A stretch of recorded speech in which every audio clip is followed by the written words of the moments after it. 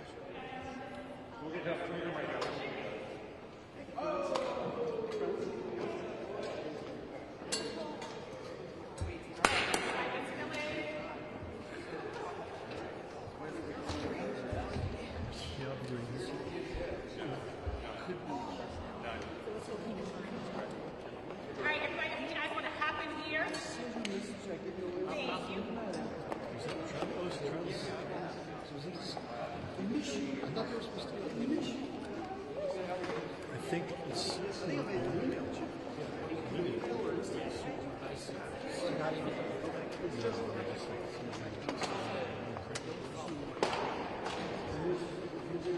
taken from the trap.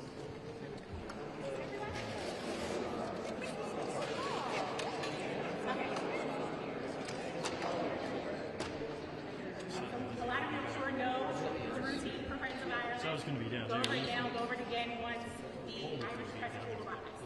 Basically, it will be a combination of you all, the Irish Press School, the Congressional Press School. We'll line everyone up on this side of Staff Hall. When we get word from the Speaker's office that it's almost time for us to go in, please leave anything that you don't absolutely need here. We'll come back and get it. It's going to be a tight fit. So we'll line up with our TV cameras in front so they can go in, drop their sticks, plug into the bulk box. Behind them we'll have our still cameras, radio, if you have the radio, plug into the bulk box. We'll get you there, okay? And then we'll get editorial in the back. We'll go in, we'll be in for remarks, one song, then we will push out to the entry door, we'll fill in the back of Rayburn Room, then we're going to push out this door. We're going to come back here where you all will set up again in this space for the departure ceremony, with the Congressional School and the Irish Press Room. So it's like we're going to come out of Rayburn Room in just a moment. Rogers, walk through here, right that way. File out.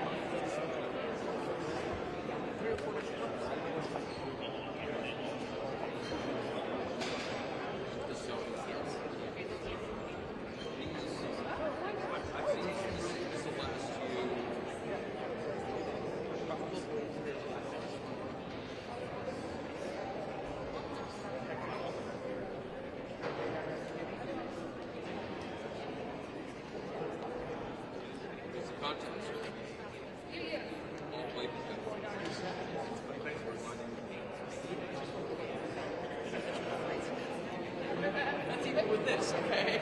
In fairness.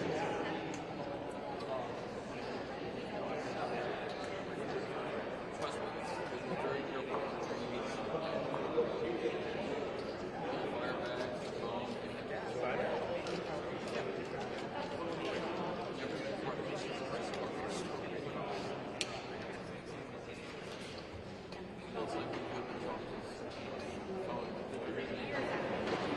I know.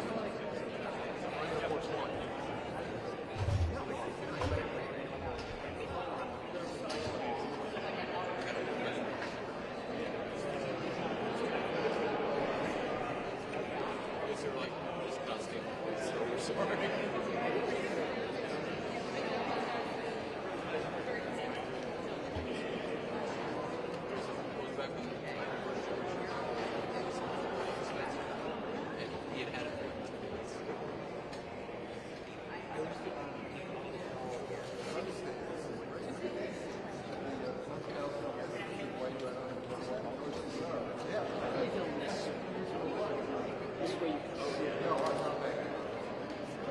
This is something we have. I know.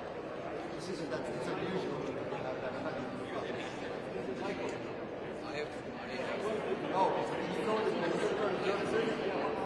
I have to show you when you get a chance. I've gone to reverse it.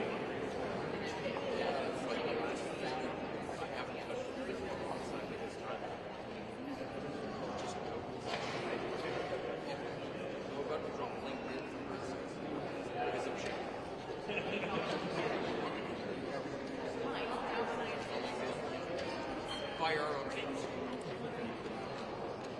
Yes. We've got one guy who's upset with the company, so every time he wants to say something. Yes.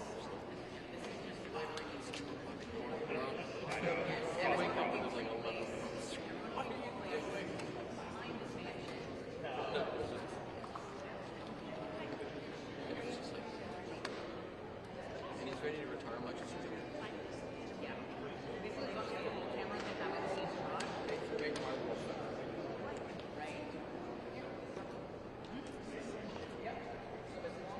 Financially,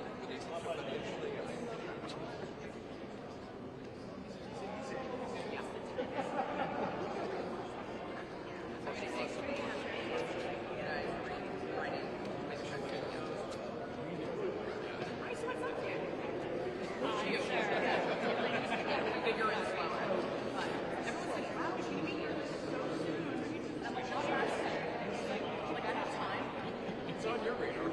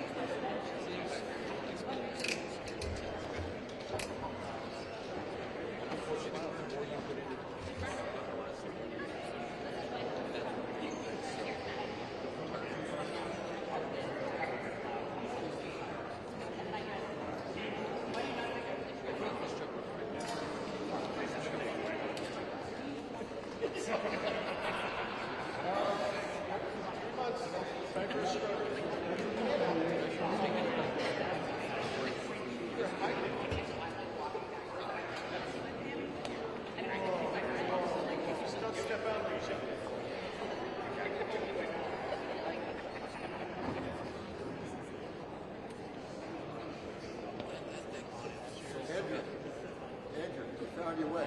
You found your way up there.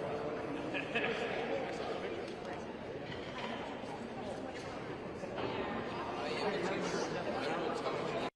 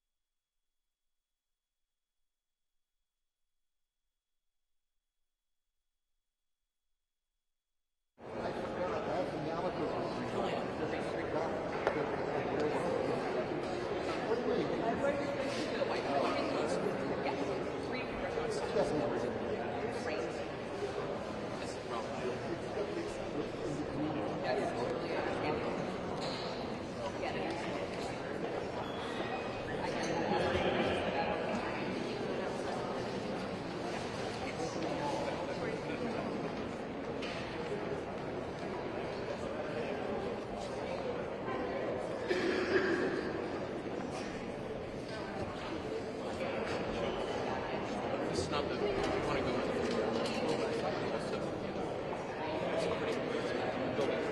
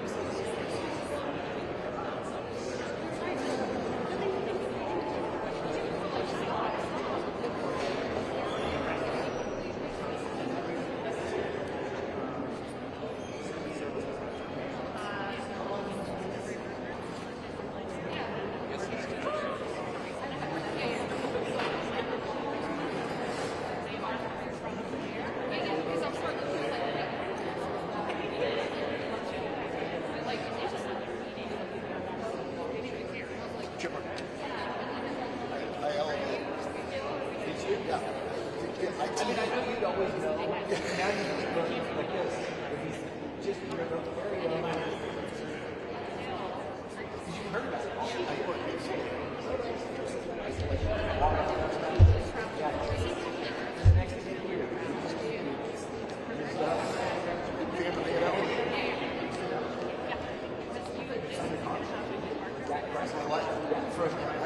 Oh, I know.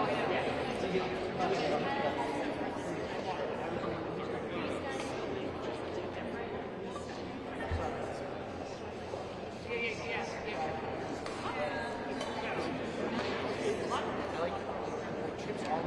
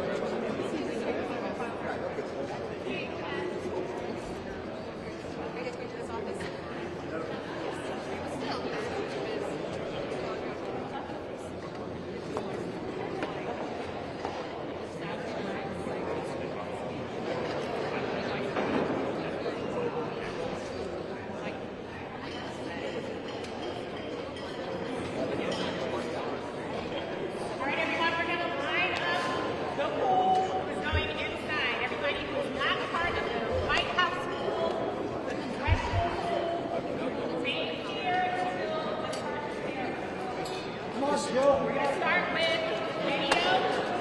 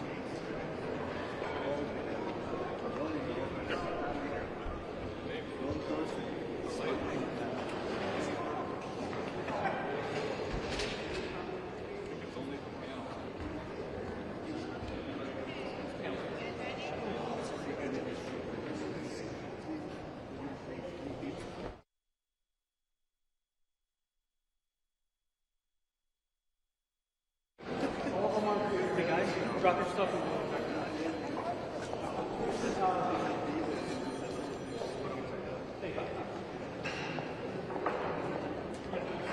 Irish traveling press, come to me, please. Drop your stuff.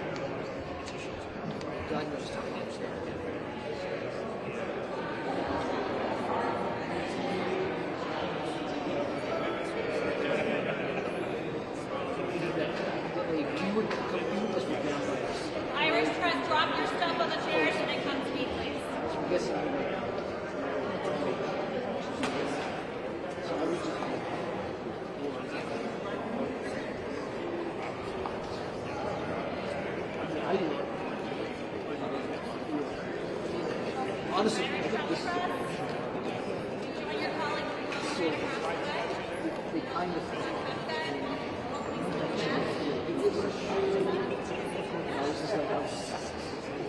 I don't want to be we're just going to be okay, so that's the it's basically I mean, they never got to the screen where they said this It's a young child. What's up on the corner?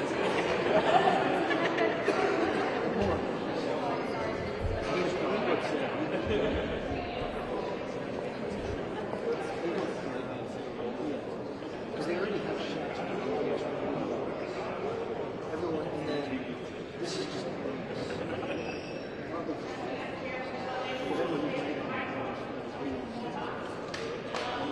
no. I mean, this shot says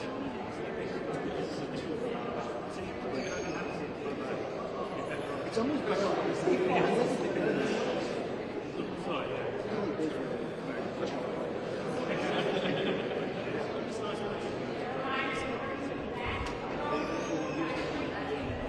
yes, I understand why.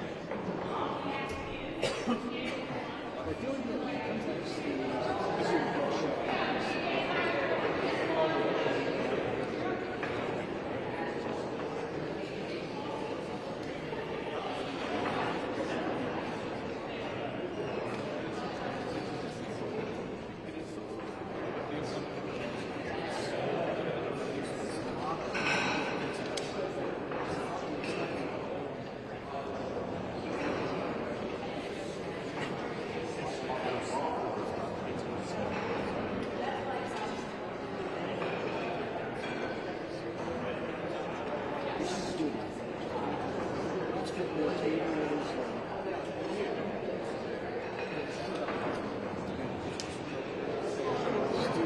to get shot.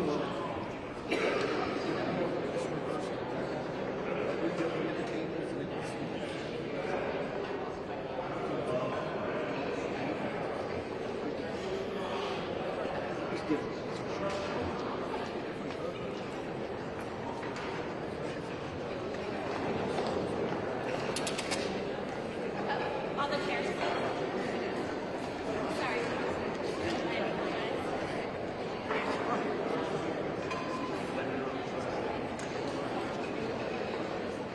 Irish press, once you've dropped, you can head over towards me.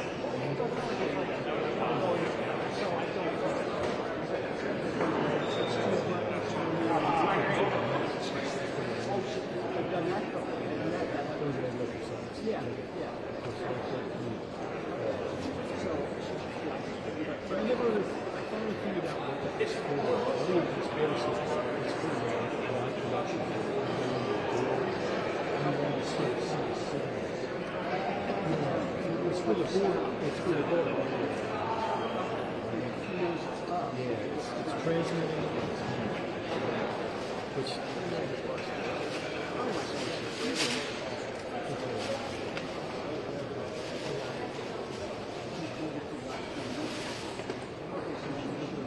Yeah, I think so. Oh, those are even better. Because it's 9 volts and 9 volts. Those go switch. So you get switch. 9 volt would be So 9 volt, I got 2 volts.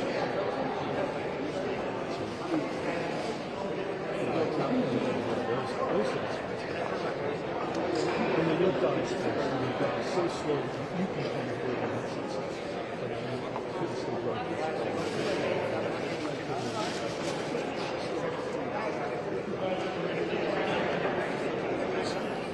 I know it's all stressful.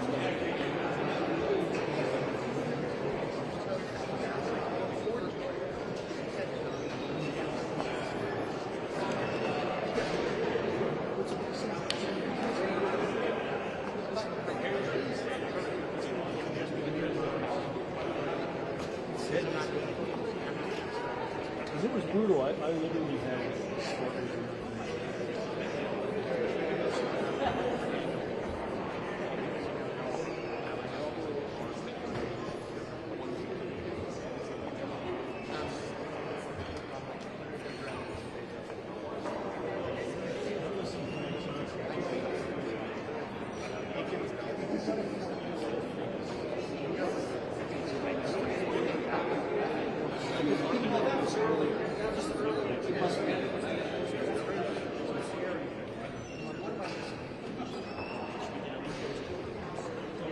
He's in there.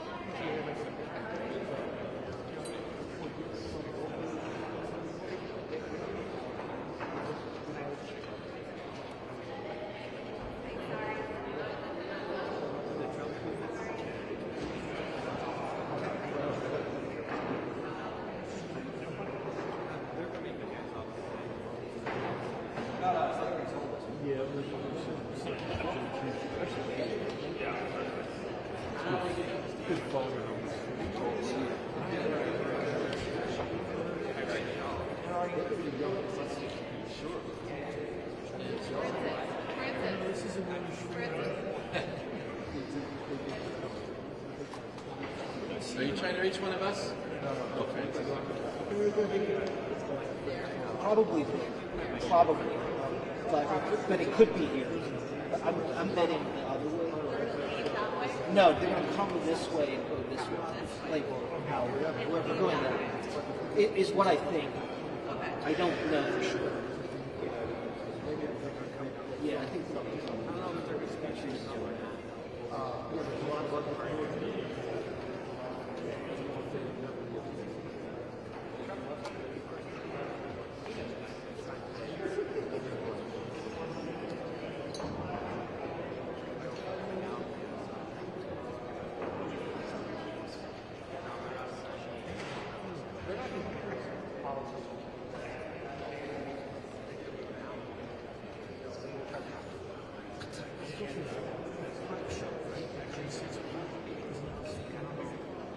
Are we doing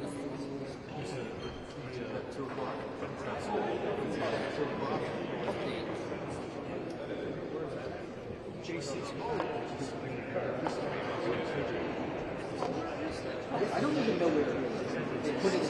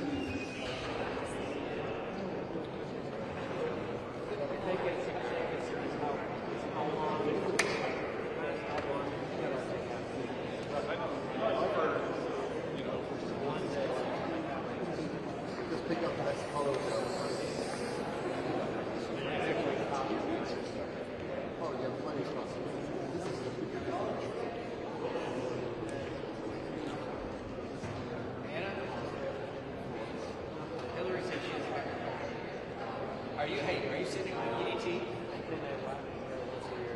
It's super weak in here. Just try house pump.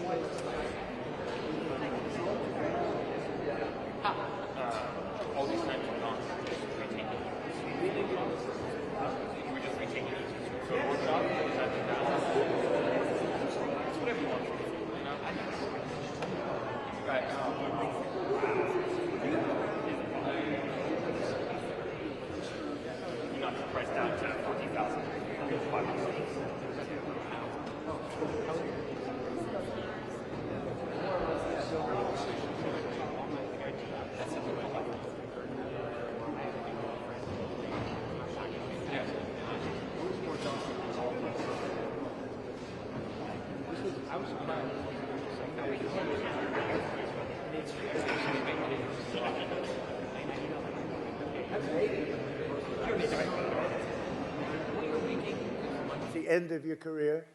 You're not allowed to use the word beauty in any form to introduce a woman, but she happens to be beautiful. Kelly, thank you very much. All Irish. I'm in deep trouble.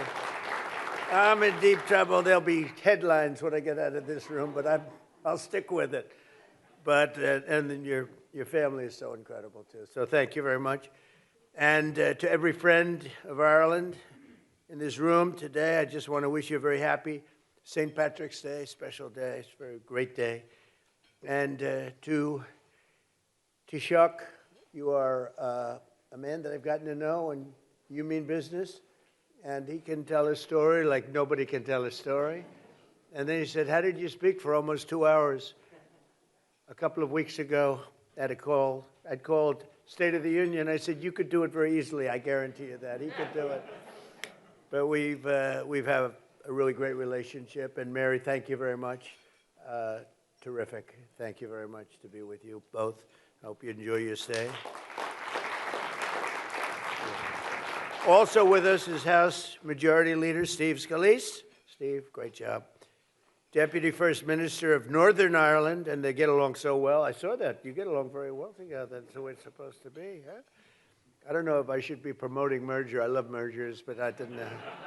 We're going to get in a little trouble. We're going to get in more trouble with that than the beauty. But Emma Little Pengali, thank you very much, Emma. Thank you very much. And the ambassador from the Republic of Ireland, Geraldine Byrne Nason. Geraldine, thank you, Geraldine. Thank you very much. Ambassador from the United Kingdom, Christian Turner. Christian, thank you. Thank you. Thank you, Christian. Thank you very much. And the U.S. Ambassador to Ireland, a great golfer. This guy can play golf. He can play golf. Walshy, right? Can't you, huh? But Trump's not bad. No. He's a great player, and he's having a lot of fun over there. What is that for a guy who loves golf? Is that the best location? Can you imagine? Ambassador to Ireland? That's got to be the greatest job in the world. Anyway, have a good time. Have a good time. You're doing a good job. As many of you know, this year we're celebrating something that is very special, the glorious 250th anniversary of America's founding. That's a big deal, and I'm very happy to be here. I wasn't supposed to be president right now. I was supposed to be maybe in Ireland taking it easy, or someplace taking it easy. But I'm president now, and I got the Olympics, I have the World Cup, and I have the 250th year. And we all have it together. And I just do want to say that the war is proceeding very, very strongly. We're doing very, very well. Iran, knocking the hell out of them, and you have to do that. We can't let them have a nuclear weapon. They were 2 weeks away, in my opinion, 2 weeks away from having a nuclear weapon. If those beautiful, magnificent machines, those B-2 bombers, if they didn't do their job 7 or 8 months ago, they would have had a nuclear weapon, and there would have been no talking to them, no talking at all. They would have used it very gladly, very happily, and you sort of see that by the fact that they were sending missiles, ballistic missiles, powerful missiles, to all of their neighbors, and for the most part, they were supposed to be somewhat friendly with their neighbors. They were going to blow the hell out of them, and that was going to be the Middle East, between Israel, the Middle East, and Europe would have been there, and we would have been there. There would have been no stopping, and we did a good job, and a lot of people appreciated it. A lot of presidents know they should have done it. It was 47 years of terror. Every time you see somebody with no legs, no arms, a face that's been really so badly damaged, so badly hurt, lives destroyed, 95% chance it came right out of Iran. They loved that bomb. They loved that bomb. And the father of that was, as you know, Soleimani, General Soleimani. And we got rid of him in my first term. And if we didn't get rid of him, I think it might have been a different story, because he was a bad guy, but he was a brilliant guy if you like to fight dirty. And he fought as dirty as you can. So we've done something that a lot of people said that other people should have done long before I got here. But it's my honor to do it. And we've had a very big day today. We knocked out things that nobody thought were possible to knock out. Today was a very big day already. As part of this great celebration, we also honor 250 years of cherished Irish-American friendship and 250 years of fierce, proud, tenacious Irish-American heritage. These are incredible people. Oh, I know so many Irish. They're difficult, though, you know. They're very difficult. And they're great politicians. You know, I was just told, right, that 23 American presidents have some Irish blood in them, right? Some a little bit, and some a lot, right? That's a pretty big number. I don't think and nobody else competes with that. But out of the 56 signers of our Declaration of Independence, 11 were patriots with roots in Ireland. Back in July 4th, 1776, it was a son of Ireland who actually printed that sacred document for the first time. Who knew that? And it was also an Irishman who first read its immortal words to the American public, proclaiming aloud that we are all made free and equal by the hand of our Creator and endowed by God with rights to life, liberty, and the pursuit of happiness. That came out of the blood of Ireland. The Irish did not come to America. They helped found America, the fact is, and they helped build America. And these are incredible people. I know them well. And with a little bit of Irish luck, they helped make America into the most exceptional nation the world has ever seen. And we're doing better. We had to do a little excursion, if you don't mind. A little excursion to take care of nuclear weaponry in the hands of maniacs. But other than that, in a couple of weeks, and won't be much longer, it's moving along fast. We're way ahead of schedule. Did you know that, Mr. Speaker? I'm trying to save a lot of money by being ahead of schedule. We're way ahead of schedule. Nobody would have thought, somebody, a great war historian told me today, nobody would have thought you could do that much damage in that little time, 2 weeks. But we're way ahead. But we had prior to that, and really, I guess you could say after that, but prior to that, and it'll bounce back so fast, the oil prices will drop like a rock, and the economy is so powerful, so strong. And, you know, we hit 50,000 on the Dow. Think of that, 50,000. I was told you'll never hit 50,000, not for the first 3 years. Maybe at the end of the fourth year, you might be able to hit it. We hit it in the first year. And we then hit 7,000 on the S&P, and that was even more of a long shot, Steve. That was a chance that they said you couldn't do that. That was harder than 50 on the Dow. 7,000 on the S&P. We hit that before the end of the first year. And all of those things. And then I said to myself, well, we're doing great. We're doing great. I went to Susie, my beautiful Susie Wiles. There's nobody like Susie. I went to Susie. Right? And everybody's with her, and she's a great woman, really. She's a great woman. But I went to Susie. I always go to Susie. I said, Susie, do you mind if I take a little excursion here? Do you mind if I, you know, we're hitting all these records, right? More people are working in the United States today than ever before. I could name this. I don't want to bore you because this is all about Ireland. This is all about, but you're a big part of it because you're a big part of this country. But I said, do you mind if I take a little excursion, my chief of staff, because I want to do this. I have Marco here. We have a lot of our great people. JD is here. They're all here. And I say, let's do this. We got to do it right. Should have been done by many presidents. Should have been done long before 47 years. It's 40 years of living in terror. You know, they're called the bully of the Middle East, but they're really the bully of the world because they used oil to bribe, right? They used oil to bribe and to, you know, gain power. I don't know what they gained. What did they gain? What the hell? How are they doing? Not so good. They're all gone now. Every one of them, they're all gone. We don't even know who to, our biggest problem, we don't know who to deal with. Over here, I can call the Speaker of the House. He's so powerful. I can call him. I can make a deal. Maybe. I can even call your Democrat counterpart, this guy. I said to Kelly, what do you think of your counterpart? He said he's a great guy. This is Republican, Democrat. I never thought I was going to hear that about you. Let me shake your hand for a second.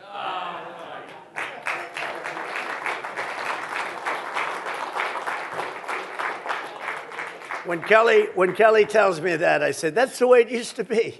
You know, that's the way, not so long ago. And maybe someday that's the way it'll be again. It's really great. But I said, do you mind if I take a little excursion? Because we have to do something. And it'll be a short-term excursion. But we have all these great things going. And we had to, you know, we could have gone up, up, up. It was only going in one direction. But I think now it's going to go much higher than it would have gone had we not taken this little journey. And so I appreciate all of the people that have worked with us. That was not an easy decision to make. We have a country that was hotter than any country anywhere in the world and doing great in every way. And I say, oh, we have to put out this cancer. It's a cancer. We had to take that operation, and we did, and it was very successful. and it continues. Frankly, as somebody said, they could leave today, and it would take 10 years to rebuild the damage that's been done. But I think we have to make it a little bit more permanent because no other president has to go through this, and we shouldn't have any other president having to go through this kind of a thing. And if they didn't want to do it, if for some reason they didn't want to do it, would have the same problem. We don't ever want to have that problem again, not with lunatics. We can't have lunatics controlling nuclear weaponry. So I just want to thank everybody. Let's get back to Ireland. Do you mind? Ireland, we don't mind. Ireland is a nice place.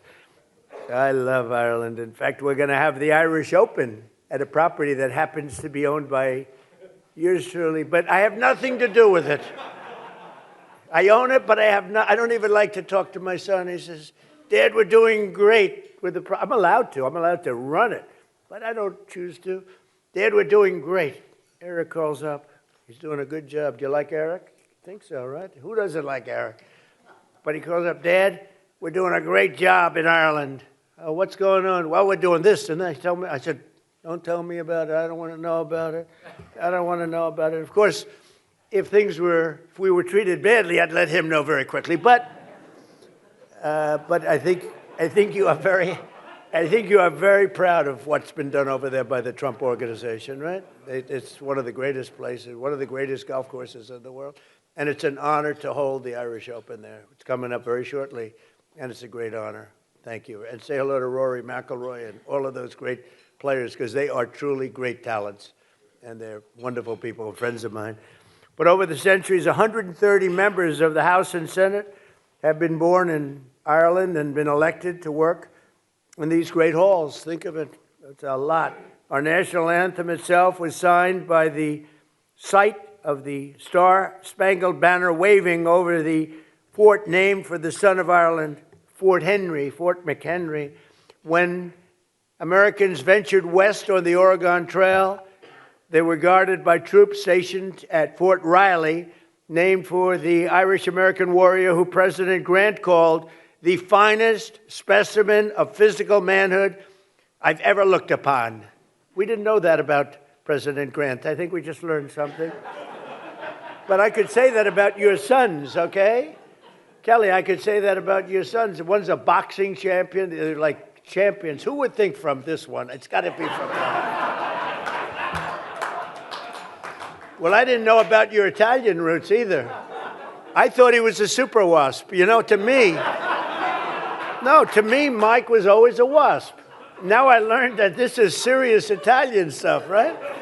Well, that'll be good for you, I think. You know, his image has changed a hell of a lot very quick.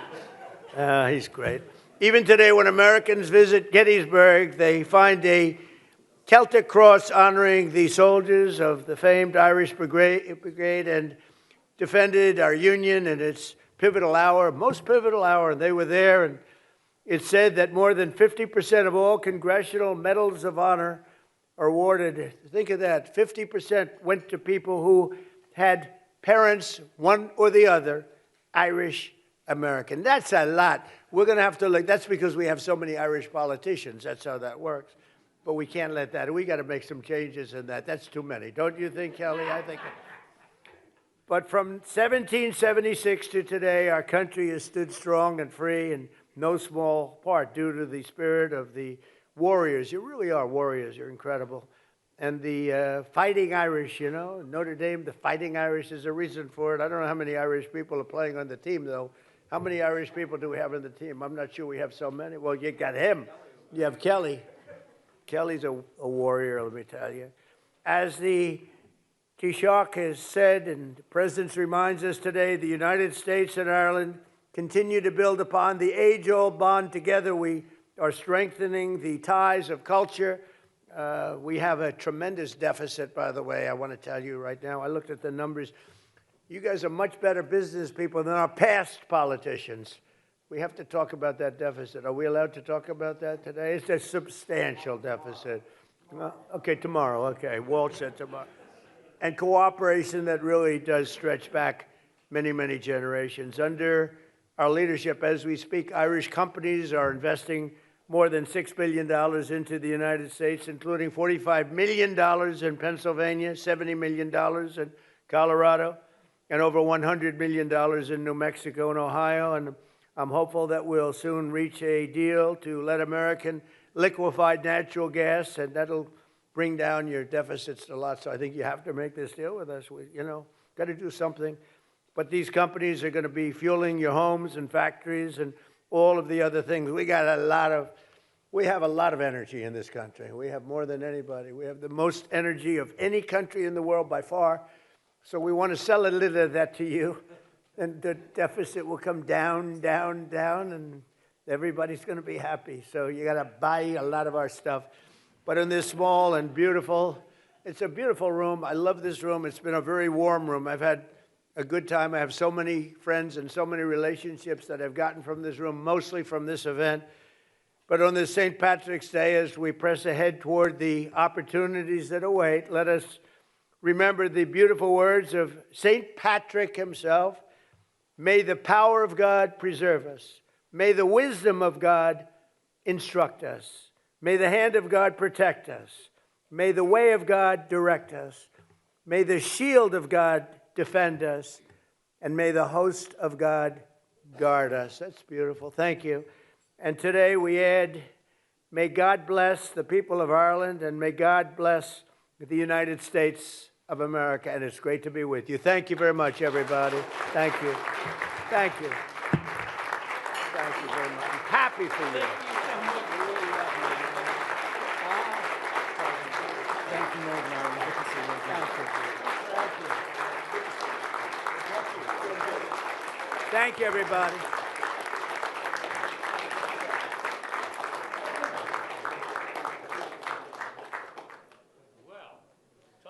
Well, right. Thank you, Mr. President, for saying that my sons are tougher than me. That's really appreciate that on national television. As you say, thoroughbreds make thoroughbreds. Okay, we'll go with that. Mr. President, I am so honored to introduce our special guest, and this is not his first one of these luncheons, the Friends of Ireland, and he has been a great friend to us. And without further ado, I will bring up and introduce the Taoiseach himself, Mr. Martin. Thank you so much. Thank you. Thank you, Alan. Thank you. Mr. President, Mr. Speaker, Chairman Neil and Kelly, representatives, ladies and gentlemen, thank you for welcoming me and Mary, of course, to Washington, D.C. to celebrate St. Patrick's Day.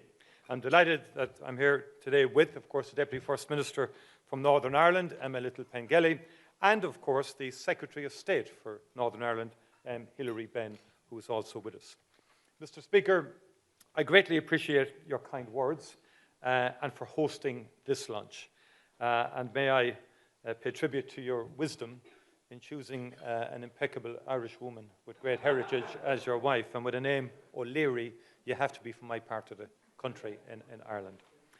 But we greatly appreciate your kind words, and a proud tradition this is since its inception back in 1983, as you've said, through the shared vision of President Reagan and Speaker Tip O'Neill. And this gathering signifies the ties that bind our two countries and the bipartisan commitment to peace and reconciliation in Ireland.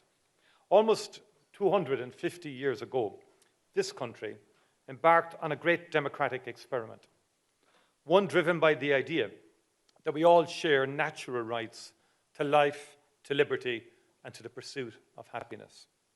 Those values were eloquently expressed in the Declaration of Independence, signed by three men born on the island of Ireland, and many others of Irish descent, and first printed by Irishman John Dunlap. Since the founding of the United States, Irish people have been at the beating heart of American democracy and civic life. As politicians, faith leaders, police officers, firefighters, nurses, community leaders, and construction workers, Irish people helped to build the American dream with tenacity and with courage. As all of us in this room know, courage comes in many forms. Mr. Speaker, today I am reminded of Margaret O'Herry, a woman born into deep poverty in County Leitrim in 1813, who found a better future in your own state of Louisiana. Through hard work and determination, Margaret overcame tragedy to set up a number of businesses. First a small dairy, and then a bakery, which grew to employ 40 people. She was renowned for her business acumen, her deep faith, and her charity. The orphanages she helped to build across New Orleans remain as her legacy. Margaret's grit and determination, her hard work, entrepreneurship, and innovation, and her dedication to giving back to her community embodies the best of what it is to be Irish here in the United States and at home in Ireland.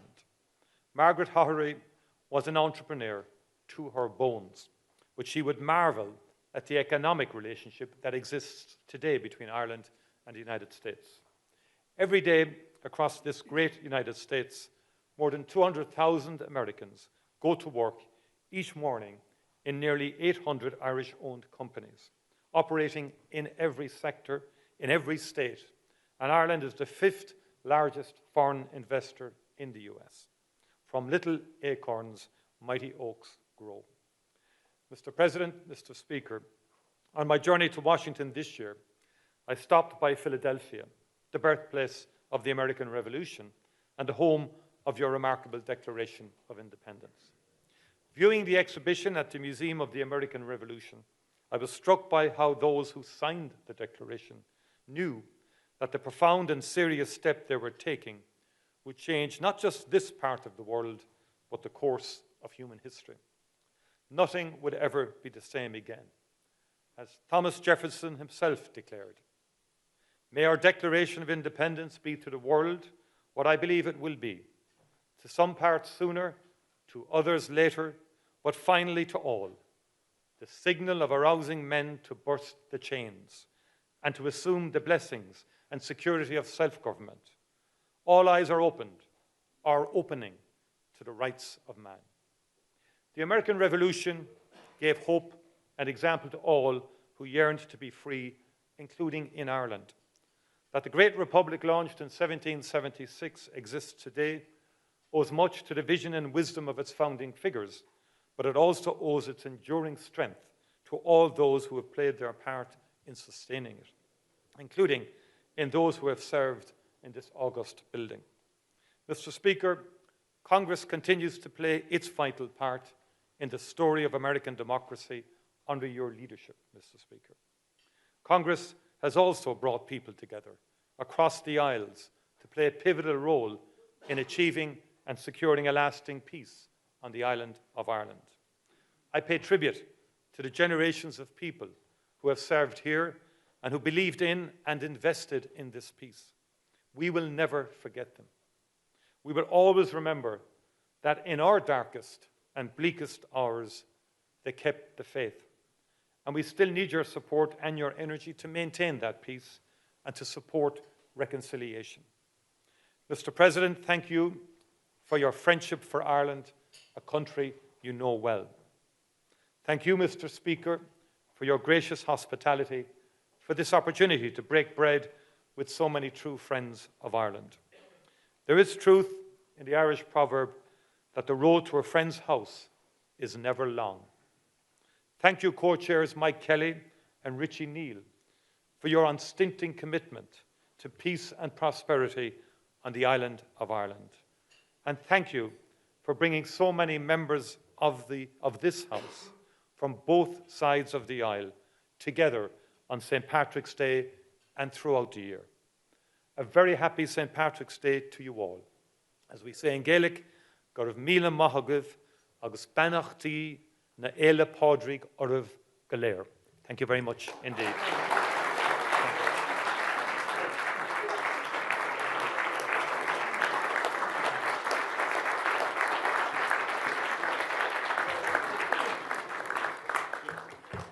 Thank you so much, Taoiseach. And Mr. President, again, I told him he had an hour and 47 minutes, Senator Welch, because that's how long the State of the Union was, and he was much shorter, so thank you for that. It is a short road to the People's House, and we're glad to have you again. Now, my friends, I get to introduce two musical acts for us today. We're very excited about this. We're blessed to have twice the entertainment today. So the first is a musical very much in the spirit of this historic year for us, the American 250th anniversary, Where Eagles Fly tells the story of one Irish family's difficult journey across the Atlantic here to America. It is a journey of hope, resilience, and faith as they sought to build a new life in this grand new land. And please give a very warm welcome to the performers of Where Eagles Fly. Thank you.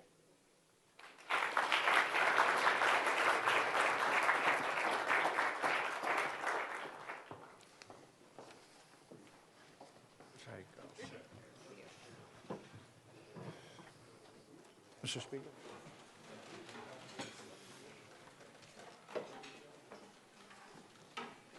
Firstly, Mr. Speaker, thank you very much for your kind invitation to perform at this very prestigious lunch. And good afternoon, Mr. President, Taoiseach, and very distinguished guests. My name's Trevor Marshall, and I'm very proud and delighted to be here today. I'm the executive producer of this new musical called Where Eagles Fly, and it celebrates the contribution the Scots-Irish made to the history of the land of the free. Many other nationalities have also played a significant part in the creation of this great nation, but today, on St. Patrick's Day, it's all about the Irish, yeah? And their story is remarkable. This year you celebrate 250 years. You don't make it easy. The semi-quincentennial, got it, I think, since the adoption of the Declaration of Independence. Many do not realise the impact the Scots-Irish have had in building this great country. The musical is intended to tell their story in a most amazing way. I'm a direct descendant of the leader of one of the first expeditions to America. The Reverend Robert Blair set off with 140 Presbyterians in the year 1636, 400 years ago almost. They left a little town called Grunsport near Belfast and fleeing persecution, seeking freedom to live and worship according to their consciences in the New World. His story inspired this musical. The Scots-Irish are the bedrock of the United States. Their deeds have shaped the nation from the Declaration of Independence to the moon landings and beyond. They've provided leadership out of all proportion to their members, whether it's politicians, soldiers, business people, inventors, or clergy. And 19 out of 47 presidents claim Scots-Irish roots. There's been made surprise some to learn that the early Presbyterian settlers were responsible for soldiers such as Davy Crockett, performers such as Dolly Parton, business leaders such as Thomas Milne, and of course, many, many presidents, including Andrew Jackson. Now, Andrew Jackson has for a long time been regarded by many as the greatest president in American history.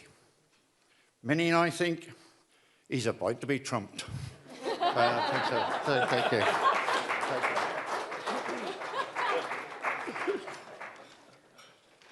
The contribution of the Scots-Irish goes far beyond famous deeds and famous people.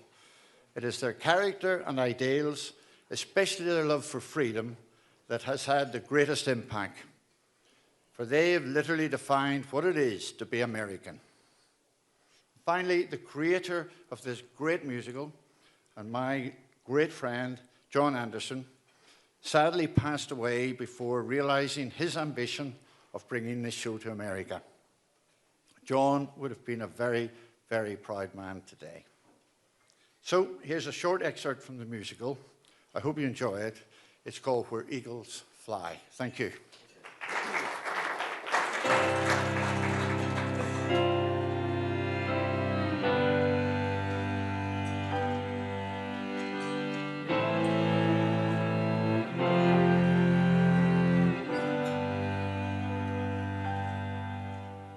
Let your thoughts fly. Let your heart soar higher and higher while eagles fly, until at last in the silence you find peace and you know who you are. So let your hopes dare to lead anywhere on faith which we can depend. As long as we live, our spirit will give the strength for the journey's end. For here we belong, our spirit is strong, it soars like a song in the sky. Defeat will deny, our spirit won't die, it flies where the eagles fly.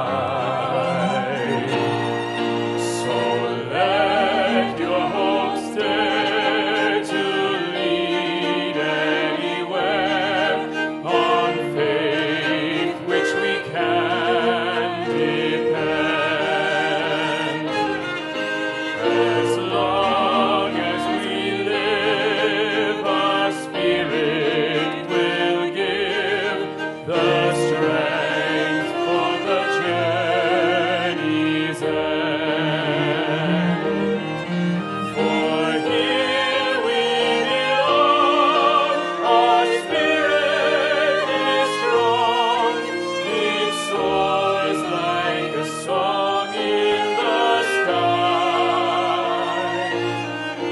Defeat will deny, our spirit won't die, it flies where the eagles fly.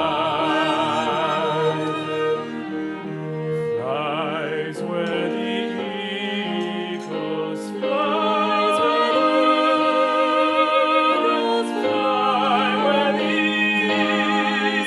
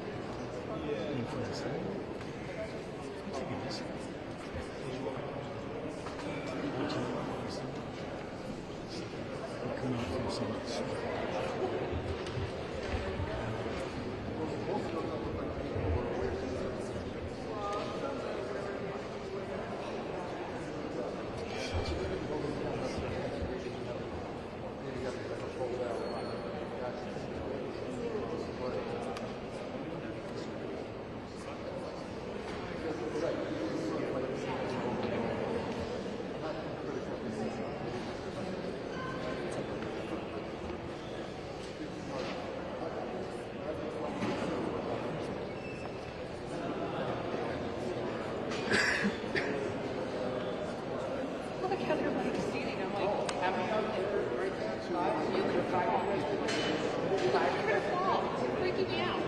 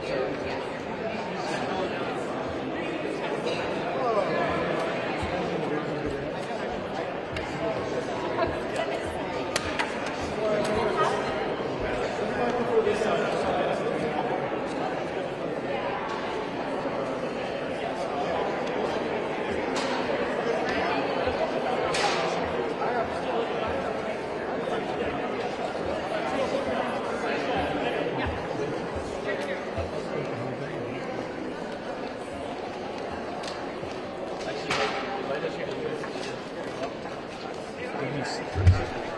your step stools if you brought a step stool. Thank you. So yeah, we will just come out.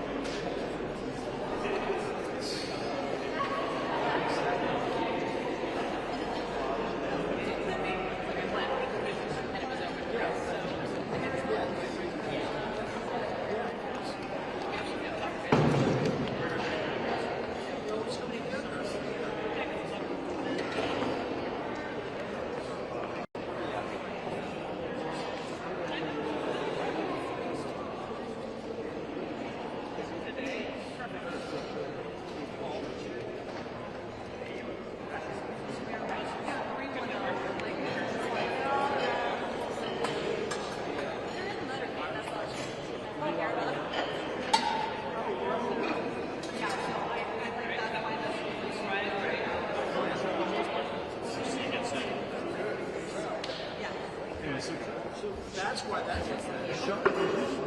Yeah.